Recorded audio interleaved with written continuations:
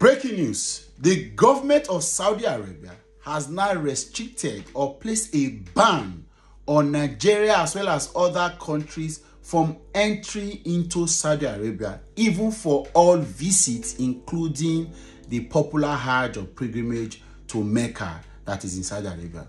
As I talk to you in a government communique that has now been obtained from the website of the country, they have placed a ban on some countries in Africa and of course in Asia. Nigeria is part of it, but taking a look at the list: Egypt, Morocco, Algeria, Sudan, Ethiopia, India, Tunisia, Nigeria, Iraq, Bangladesh, Pakistan, Yemen, Jordan, and Indonesia have now been officially restricted from ever entering into Saudi Arabia, even if you have a valid visa. Now, if you hold a valid visa, according to further information, you can enter the country before April 13th, and that's fine. But moving forward, even if you hold a valid Saudi Arabia visa, you will not be able to enter Saudi Arabia from April 15th. Daring it will give you a 5 years ban. Now, the funny part is this involves business visas, both single and multi-entry, tourist e-visa, family visa, and of course the popular Hajj or pilgrimage to Saudi Arabia by Nigerian Muslims and around the world fall under the tourist e-visa, and it means that they are banned. So they are not even concerned about how much or whatever the benefit it is, spiritual, business, psychological, mental, social, whatever benefit it is. This country that have been listed, they have now officially restricted or prohibited them for even applying for the visa because it's no longer available for application. Now, if you take it a bit further and say, what's the implication? Before I even get deep into this will help. Man, laugh. At this point, I will laugh. You see, this devaluing of the Nigerian passport, of the Nigerian state, of the Nigerian citizen is going around. This breakfast is going around.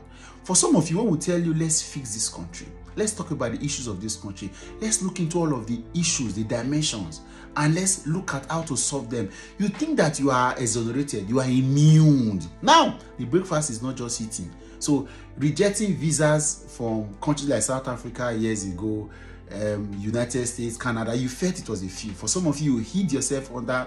There are some scholars in the north. They have never been anywhere else apart from Saudi Arabia.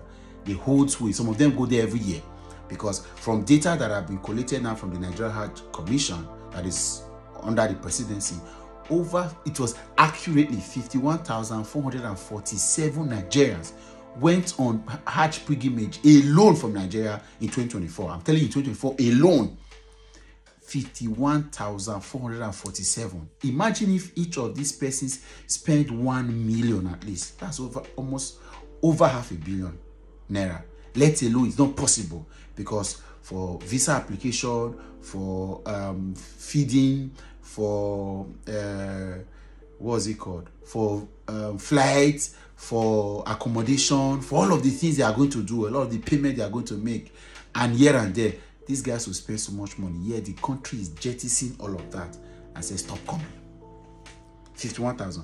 I went on to do a bit of research about all of this, and I was shocked to see that in all of these details, over 51,000 were from north of Nigeria, the same place that is the headquarters of poverty in Nigeria. So much money is still being spent in having people. And the funny part is that a lot of this, 70% of the time, this is a government funded or government subsidized. I can tell you for free. Government funded, government subsidized. You are seeing the list, Adamawa, all of this, Bauchi, everybody, people running them.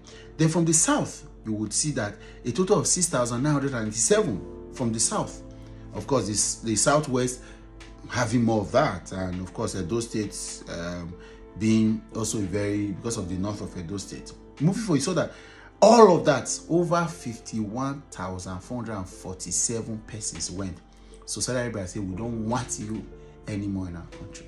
This is a cause for us to fix the problem. We are losing value. There's no rock bottom. We are gradually disintegrating and decomposing. Everybody is disassociating themselves with us. this breakfast is going around ethnically, tribalistically, religiously, socially, psychologically. Breakfast is going around embarrassing us because we have failed to look at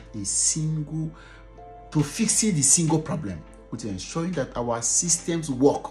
Because if our systems work, government will not be sponsoring people to go and have personal encounter with who they call their God. We will not be there. I think this is a lesson for all of us to learn, because we can't wait. Israel, you should do the same. All of these countries where our people are going to hide, it's only going to be a matter of time. We will get all of this mess. Since we have refused to fix it, it will be fixed from outside. It will be fixed. The landlord of the airways will begin to fix all of this mess because we have refused to fix our problems. Over 51,000 last year. This year, I can trust that of course, elections are close. People are going to put in their names, put in their nephews, their nieces, and say sponsor them and all of that. Maybe it would have doubled and over 100,000. So that I will say, stay in your house. Sokoto, get ready. They should come and be doing Hajj there. Let Sokoto be the headquarters. Let them receive them, sir. So after all, Sultan lives there. Let Sokoto be the headquarters of it. Let people be going to Sokoto. Let's go and pay. At least if we start to travel to Sokoto, then we'll move it to Adamawa, move it. For insecurity will be cured because people have to travel to all of these places. Happy? And they joke.